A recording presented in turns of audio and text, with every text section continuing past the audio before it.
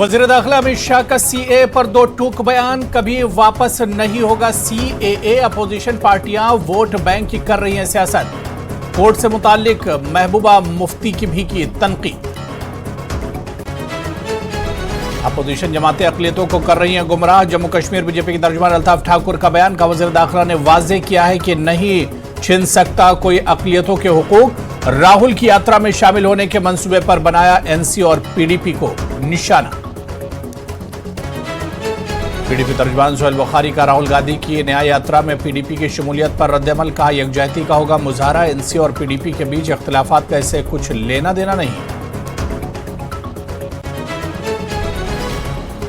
शुपियां और कुलगाम अजला में किसानों को रेलवे लाइन की तोसी के लिए अपनी जमीन खोने का खदशा। सीपीआईएम के सीनियर लीडर मोहम्मद यूसुफ तारिगामी का बयान। महबूबा मुफ्ती ने भी कल उठाया था मामला।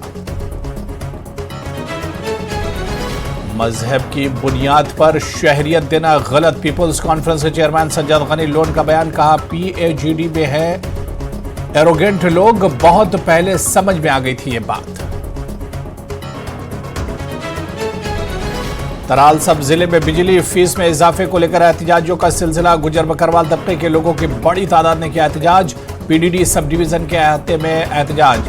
बिलों पर नजरसानी न करने पर दी कौमी शाहराह बंद करने की धमकी। श्रीनगर के कोट रोड पर आतिशज़दगी का वाकया। 2 मकान मुकम्मल तौर पर खाकिस्तर। शॉर्ट सर्किट बनाई आग लगने की वजह। फायर टेंडर ने बर वक्त पहुंचकर आग पर पाया काबू। सब डिवीजन बानिहाल के कई पहाड़ी इलाकों में ताजा बर्फबारी। जम्मू कश्मीर के मुख्तलिफ इलाकों में बारिश। जवाहर टनल टॉप समेत पीर पंचाल के पहाड़ी सिलसिलों पर भी ताजा बर्फबारी। और भलीसा के बालाई और मुलिका इलाकों में भी ताजा बर्फबारी। किसानों को काफी मुश्किलात का सामना। फलों की फसलों को नुकसान पहुंचने का अंदेशा। Headlines presented by